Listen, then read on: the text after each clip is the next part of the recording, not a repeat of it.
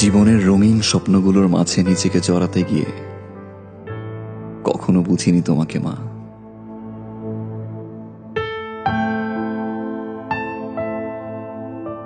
অসুস্থ শরীর নিয়ে নিজের কষ্টগুলোকে চাপা দিয়ে আমার পছন্দের খাবারগুলো রান্না করতে মা, কিন্তু কোনোদিন বুঝতে পারিনি তোমার কষ্টগুলো।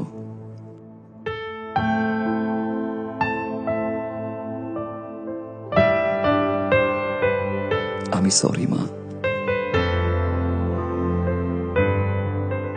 বন্ধুদের সাথে হাজারো কথা বলতে গিয়ে নিজেকে ব্যস্ত রাখতাম, কিন্তু তোমার সাথে কথা বলার সময়টুকু পেতাম না মা। বিরক্ত হতাম তোমার ফোন পেলে।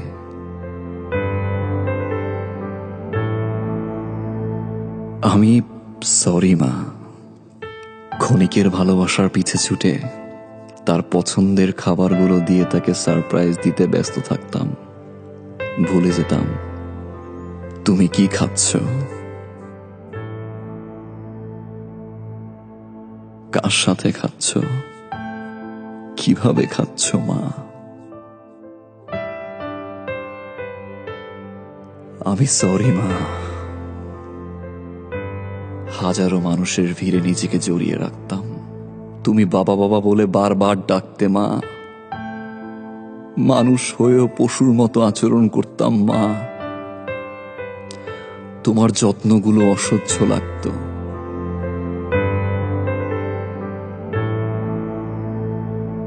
আজ তোমার দুপা জড়িয়ে ধরে বলতে ইচ্ছে করে আমি সরি মা।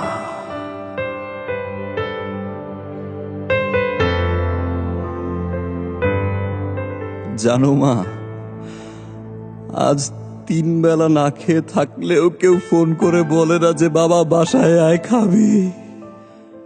সকালবেলা ঘুম থেকে উঠলে মা, কেউ আর বলে না যে বাবা তোর পছন্দের খিচুড়ি রান্না করেছি, আয় ওঠ তোর মায়ের সাথে খাবি। জানো মা, গত সপ্তাহে প্রচন্ড জ্বর ছিল। তোমার মতো করে মা মাথায় হাত বুলিয়ে দিয়ে কেউ বলে না বাবা তোর মা তো আছে, সব ঠিক হয়ে যাবে। মা একবার চলে আসো।